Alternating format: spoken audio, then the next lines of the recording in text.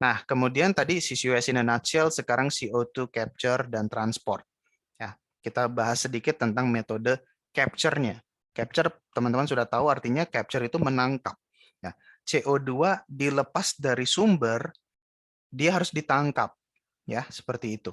Ada yang dengan direct dari udara, ya, direct capture. Jadi ini ada engine-nya gitu, ada equipment-nya gitu yang somehow dia bisa menyedot itu CO2. Ya, jadi directly dari udara dia tangkap. Nah, ini teknologi yang sangat advance dan ya harapannya bisa dikembangkan dengan lebih masif lagi ya dengan harga yang ekonomis harapannya. Ada banyak ya CO2 capture. CO2 capture ini sebenarnya bukan hal yang baru khususnya di dunia teknik perminyakan ya.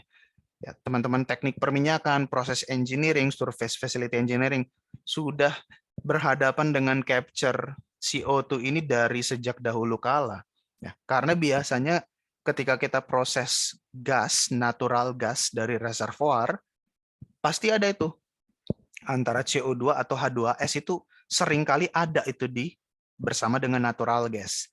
Nah, CO2-nya kan tidak boleh dijual ya. Jadi CO2-nya itu ditangkap dan ini sudah sangat sering di mana-mana gitu. Jadi CO2 capture bukan hal yang sangat baru gitu ya.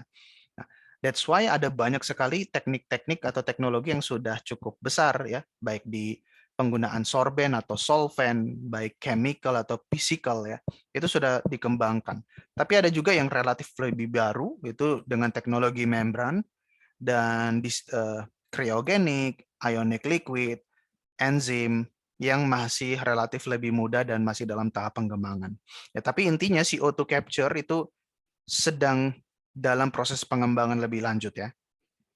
Nah, sebenarnya dari antara banyak proses itu hanya ada 4 pilar utama: absorpsi, adsorption, membrane, dan cryogenic. Ya, masing-masing punya advantage, masing-masing punya disadvantage, punya skalanya yang masing-masing ya, dan juga aplikasinya. Absorpsi ini CO2 itu akan dipertemukan dengan fase liquid.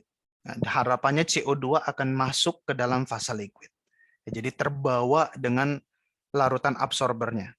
Kalau adsorption, di sini pakai Bravo, di sini pakai Delta. Adsorption ini CO2-nya itu akan menempel ke permukaan dari adsorber. Ya, misalnya karbon aktif, silika gel gitu ya. Itu harapannya senyawa-senyawa CO2 itu akan nempel di padatan adsorben. Kemudian kalau adsorbennya sudah dilepaskan tekanannya gitu ya, di regenerasi, CO2-nya akan menjadi setelah tertangkap CO2-nya bisa lepas dan dimurnikan. Kalau membran pasti teman-teman sudah tahu kurang lebih seperti filter ya, dia memisahkan berdasarkan ukuran molekulnya, dan cryogenik ini dengan bermain permainan temperatur khususnya di temperatur dingin sehingga CO2-nya lebih mudah diperangkap. Nah, ini bukan menjadi domain utama kita tapi nice to know kita sebagai orang-orang subsurface terutama petroleum engineering ini bukan menjadi goal utama atau bukan menjadi ranah spesialisasi kita. Ini lebih ke teman-teman proses atau chemical engineering ya. Tapi kita perlu tahu lah karena pada akhirnya CCUS itu merupakan integrasi ya, teknologi integrasi. Tidak sendiri-sendiri seperti itu. Jadi ya nice to know kalau kita bisa tahu masing-masing teknologi capture-nya. Setelah kita capture, sebelum kita use atau sebelum kita store, harus kita transport ya. Nah, metode transportnya highly compressed CO2.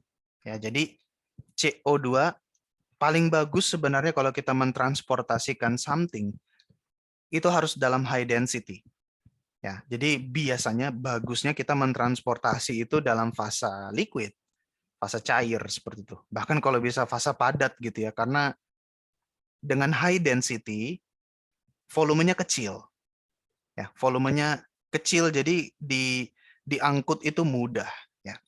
That's why CO2 sebaiknya yang sering dilakukan itu dialirkan dalam bentuk highly compressed. Ya, bisa melalui pipa, melalui kapal ya di sini. Kemudian onshore pipeline, offshore pipeline, truk gitu ya di sini. atau juga bisa di kereta seperti itu, dikompres, dimasukkan ke dalam tangki dan itu dimobilisasi seperti itu. Ada juga yang menjadikan es ya, es CO2 dan tentu saja CO2 dalam bentuk padat, dalam bentuk es juga gampang untuk dimobilisasi. Ya, tapi untuk oil and gas industry jarang mobilisasinya itu dengan fasa padat karena dalam hal ini lebih mudah kalau dialirkan melalui pipa, jadi harus fase liquid.